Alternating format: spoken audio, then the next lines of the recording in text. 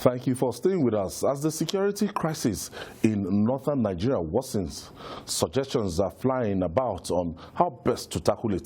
Zamfara State Governor Bello Matawalle has called on the federal government to declare a state of emergency on insecurity in northern part of the country.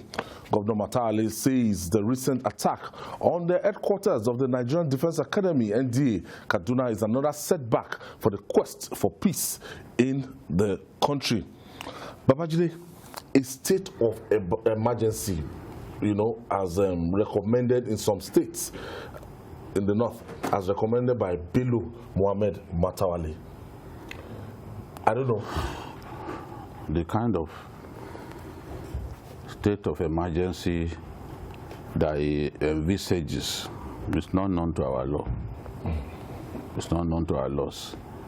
People still think that the state of emergency, the kind of state of emergency that Obasanjo came up with, can be replicated in today's Nigeria.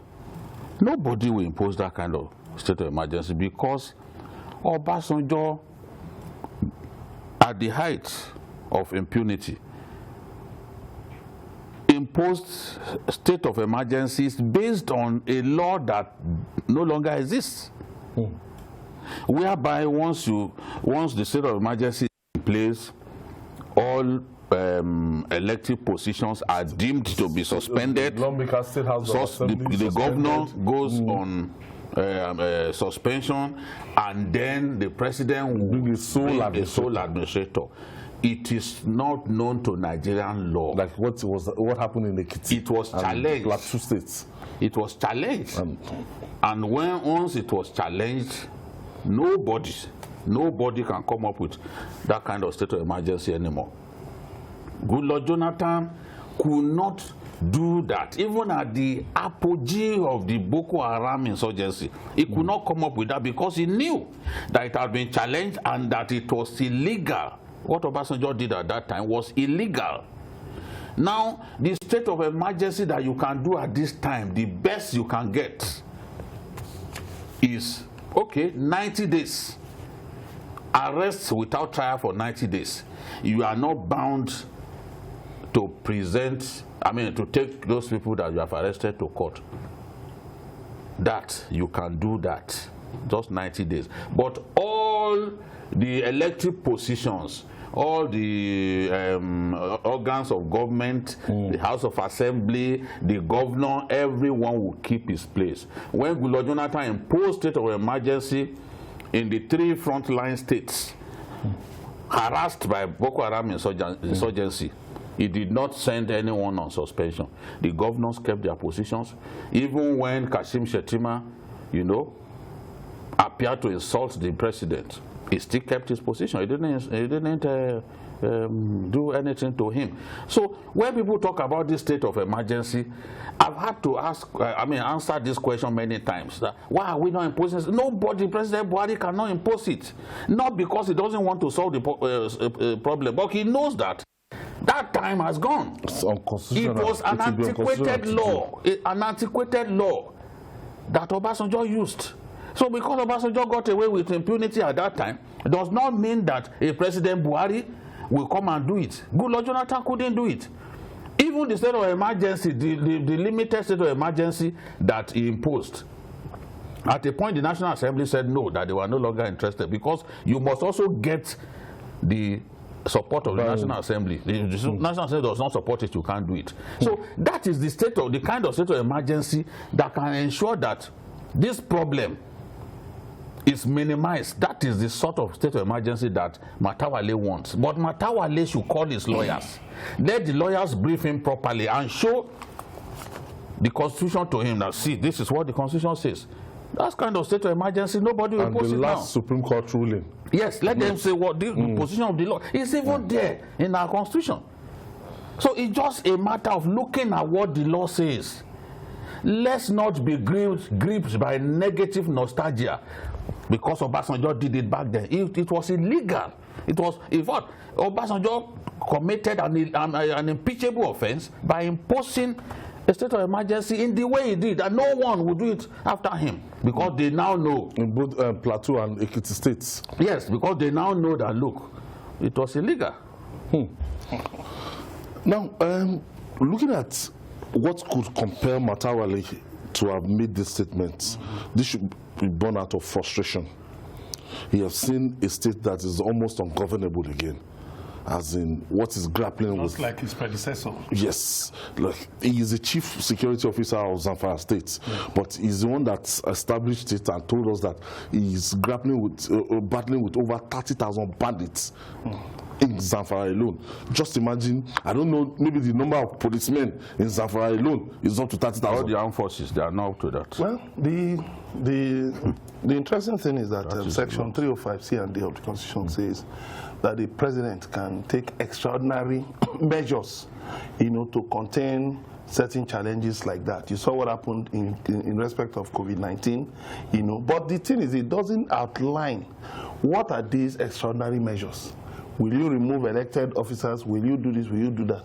Now, Matawalle is talking about state of emergency. We need to now put it side by side with what President Muhammad Buhari said about, the culpability of governors, putting the responsibility on governors, to secure their state. So that means in between, something is not being told to Nigerians. In between, there are certain things that are being hidden from Nigerians. The first question I want to ask is, are the armed forces, the police, the civil defense, all security agencies, have they told us emphatically that they cannot handle Nigeria's security challenges? We need to be clear with that, because the chief of defense staff the other day when he went to Nigerian Defense Academy, he said we'll put an end to all this. So that didn't, I don't believe that was a grandstanding. So if there's an issue of capacity, or maybe problem with weaponry, or maybe problem with tactics, I believe the security chiefs, there was outcry, and security chiefs were removed, service chiefs were removed. We have a new set of service chiefs, and we still have the problem. In fact, it's even getting worse. So what exactly is the problem? In calling for a state of emergency, I hope the governor knows that if we are to go that route he's recommending, he won't be there to pretend over what happens in the state of emergency. If we apply the Goodluck Jonathan template, he will be there, but what role exactly will he play? And then what exactly will that state of emergency achieve? Because where you had the recurring crisis in Plateau, and then government said it had moved more soldiers and policemen to Plateau State, yet you have the same problem. Throw back to when Obasanjo declared state of emergency in Plateau. Did he solve the problem? He didn't solve the problem. So it all boils down to the fact that, you see, we have to be told what are the impediments to ending these security challenges. Certain things are not being told to Nigerians, and that is why these things continue. You hear different things from different people. People are saying, okay, you declared a state of emergency, you declared a curfew in Plateau State, for instance, but people were still able to carry out, were still able to move around and kill people and destroy property. So what happens during that curfew? Is it that certain areas are given preference and certain areas are left open to attack? So you see, the truth needs to be told to Nigerians. What exactly are the impediments? What exactly are we calling insecurity? What is the real issue? The commandant of the Nigerian Defense Academy is saying that it's time to re-engineer the security architecture of NDA. And when you look at the outcry that has greeted the attack on this Nigerian Defense Academy, and the whereabouts of the major that was abducted is still unknown. And a lot of Nigerians, especially retired service chiefs, they've been talking and reacting and saying that, look, something must give today. And something must give, but we have to follow our laws. I'm reading Section 305 C&D of the 1999 Constitution. Yes. There is nowhere that the president is permitted to suspend democratic structures. Nowhere. Nowhere. Just say the extraordinary measures. Did it at that time. Because of even when you are talking about extraordinary measures, yes, it is defined. What he can do is defined. Yes, okay. It's not permitted to suspend. Yes. Democratic structure. Yes. Because the way he was elected was the way others were elected. He has no power to suspend them. That somebody did it and got away with it. Maybe somebody was using 6 persons to impeach a sitting governor. Does it mean that Buhari will now today get up and use 6 individuals to impeach a governor, as it was done in Plateau and done in Anambra? No, so this is the thing. Now, the truth is we are facing all kinds of problems related to security. We have to dig in and find solutions to those problems within the ambit of our law. I'm happy that the Chief of Defense Staff is consulting with retired, but all they can do is offer support, offer suggestions. For example, where you have people who have excelled. If I were the Chief of Army Staff, for example, I will call a meeting of former theater commanders of Operation Lafia Dole. And I know that those of them who excel, there are still some that excel tremendously. You put them in a room. Gentlemen, how do we solve this problem? Because the problem remains. I was looking at some videos and photographs of ISWAP in the Lake Chad Basin conducting trial. They are trying people in the Sharia way. It just came out. ISWAP allowing farming to take place and taking what's it called, taxes from people. I mean, it's there in our country. That means those guys have constituted themselves into another government. Yes, and they have to be dealt with decisively. Okay, let me quickly take this call. Mike is calling us from Cardiff. Wilson, Cardiff. Hello, NY. Yes, thank you for joining us, Mike. Yeah, Gigi Okumbeda and Emeka, I greet you guys. The problem is that nothing will happen. This attack on Defense Academy, nothing will happen. But let me take you back. Do you remember the burglary attack and the life that they had in Aso Rock, whereby it has to do with the Chief of Staff at Aso Rock? Do you notice that since then nothing has been done?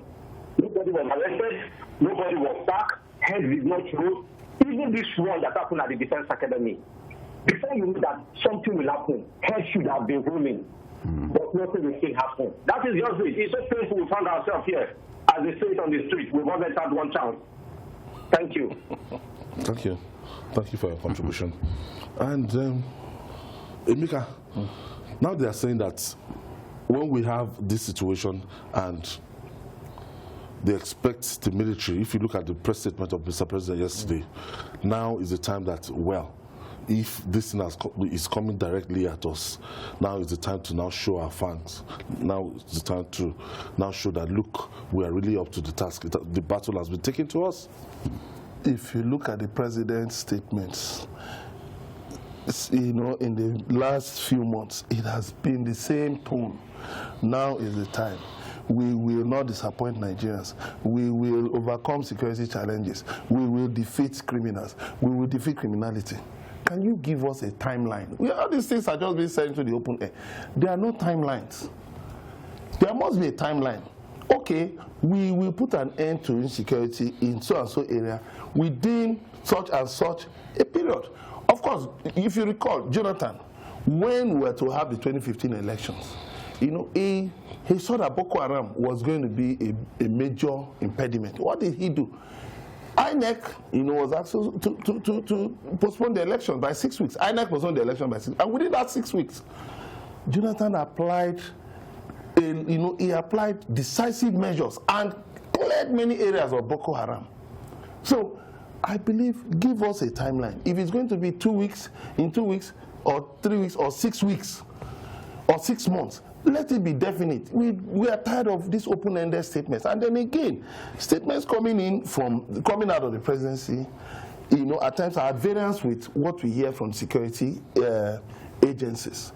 So I mean, for instance, the Garbachev telling us that this thing was meant to embarrass the president, and the chief of defense staff saying that we will not allow this kind of a thing. It's enough is not. Who do we listen to?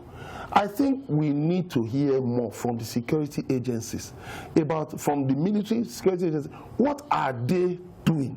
Are they having a problem for manpower? And then fine, you can recruit more Nigerians. You know, but the point is this: I don't think we have got to the point where the Nigerian armed forces cannot secure Nigeria. That, for instance, we will need to ask for foreign help to ensure internal security. I don't think we have got to that. I have Wale from Ikorodu. Yeah, good evening, AYO. Good evening, Olawale. Oma Tata, the encyclopedia, good evening. Good evening, sir. Chief Madunagu. Good evening. Yes, John 8:32 says, "Thou shalt know the truth, and the truth shall set you free." Let me tell you the blunt truth today. Why we are still having this problem in Nigeria is 1, ethnicity, 2, religion, and 3, body language of the president. Do you know that over 500 Boko Haram guys arrested? They are feeding them the taxpayers' money. They are in prison. They have not tried them. So where is the deterrence? We just have to be serious. Do we wait until they go and attack the Aso Rock?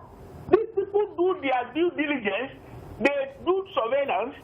They do everything before they attack. If they can go and attack #1 training institution for the Army, for the Navy, for the Air Force, we are in trouble. God bless you.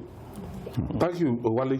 Julie, now, part of what Wale said, just remind me of the fact that, yes, the Attorney General some weeks back, said 400 Nigerians were going to be tried. And we saw what happened in Dubai, the first leg. They prosecuted and they've convicted 2 for us. So we felt that this leg, since they've done the better job, they would have handed over some information, documents and everything that would link some people to sponsors of terrorism. That, look, since 2009 that we've been having insurgent activities, we've been seeing the foot soldiers, we've been apprehending the foot soldiers. We've not been able to cut the source of funding, and we've not been able to apprehend those behind funding of terrorism. Yeah, and even funding of kidnappers, because the boys that they parade, those ones are just mere errand boys. They are just foot soldiers. People asking for 700 million naira. Those boys, you look at even their lives. They look like people who are wretched already. Just looking at them, they are not the ones. They don't have access to that money. They merely use them to carry out these attacks. People who collect up to 100 million you can collect one 100 operation and still be looking as ugly as an hyena. Hyena is probably the most ugly animal on the planet. So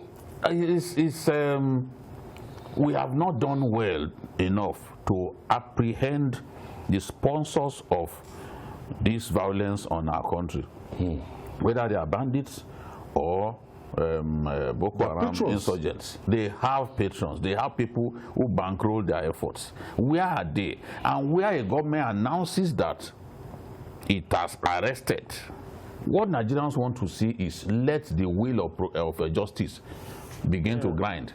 So when they see that, go ahead with the prosecution. Look, while we are wasting time here, Chadians arrested Boko Haram fighters.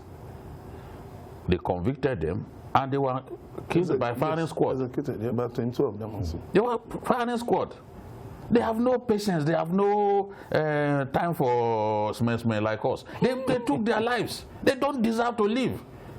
People who kill other people without looking back, they've lost the right to live, just like the governor of Kaduna said.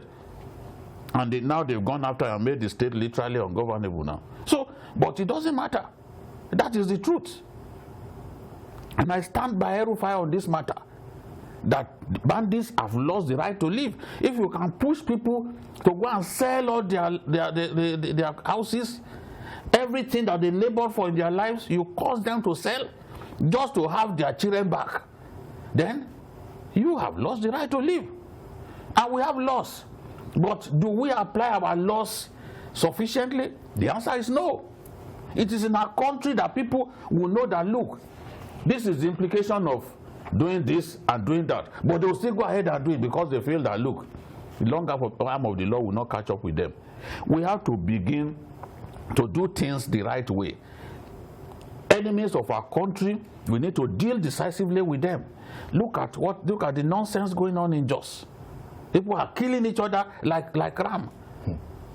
And we can't bring people to justice. We'll still come and talk about that. So what's going on? Everywhere, Nigerians are being killed, and we are not punishing people. People can't see those being jailed or being sentenced to death or being executed. It must get to a point that even publicly we execute people the way the Saudi people do. Okay, I have Benga from Abuja.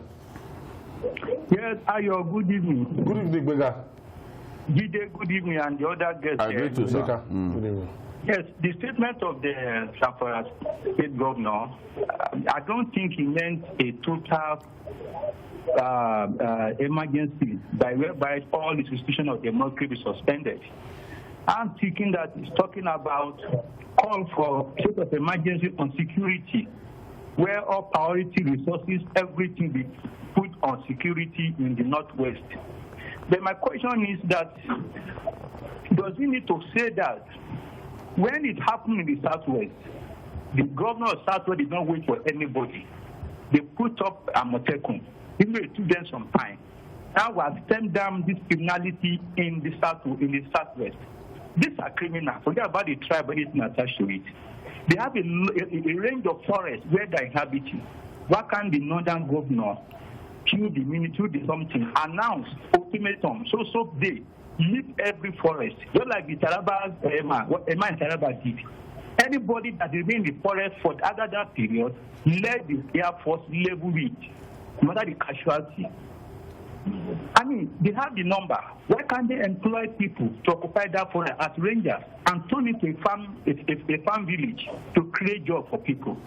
What is the Kano governor doing and the Kud governor doing that's extraordinary that they cannot do? Look at Kogi, all the states around it have security issues. But Kogi is safe in the north. Most of the states are in the north part of Nigeria. Look at Kano, with all the happening there, we have not had a major incident in Kano. Thank you, Benga. Thank you for your contribution. So ultimately, what we are looking at here is we know that this call from Zamfara State Government might not be practicable right now. Yeah. And what do you think the president should do? The president should remember that there was a time we had a problem of Maitatsine. What was done? How were they dealt with? There was a time, as a young reporter then, some guys constituted themselves to a kind of a terror group somewhere in Lagos, somewhere towards Alagbado or so. And I remember that day, the security agencies went into that place and flushed them out. It didn't take a state of emergency. So the governor asking for a state of emergency is far-fetched. The basic issue is this. These are not even thick forests. This is savanna forest. This is savanna grassland. So, like I keep saying, there must be a timeline. Rolling the armed forces, rolling the armed forces heavily into those areas and clear those people. Doesn't matter whether they're 100,000 or 20,000, decimate them. You may not get all of them, but the fact of the matter is that if you run rings around them consistently, in the air, on the ground, of course, you will be able to, you will disorganize them. These people move around on motorcycles, so it's so easy. It's so easy. They don't have aircraft of their own. They don't have ships or things like, or helicopters. Fine. So it's so easy to target them and deal with them.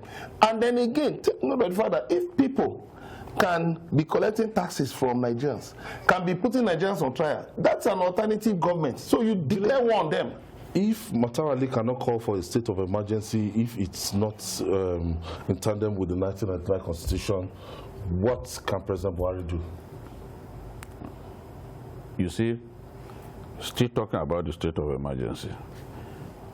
the kind of state of emergency that the law permits will not solve this problem. Absolutely. Because we tried that one. We tried that one in Borno State, in Adamawa State, and Yobe. It didn't solve the problem, because what does that one prescribe? Simply that, look, if the army apprehends you, they are free to lock you up for 90 days. You cannot summon habeas corpus. You cannot go to court within that period and ask for bail. They don't. The law will not even permit that. So will that solve the problem that we are talking about? It can't solve the problem. It is an extensive military campaign blocking all the entry points. These boys stay in border posts, linking all of those 3 major states together. So they can move around freely. They don't stay in one place. So it's a military campaign that will block their exit point, and shelling that could last even a whole month that can solve this problem. I suggested this before, but it appears that they think that it is just by cherry-picking places to bomb and that they will solve the problem. Let's know that we're at war. 3 months. We will clear all these people. Okay, we'll quickly take this breather. When we come back, we'll talk about Katsina State and Plateau State. It's still Journalist Hangout. We'll be right back after this breather.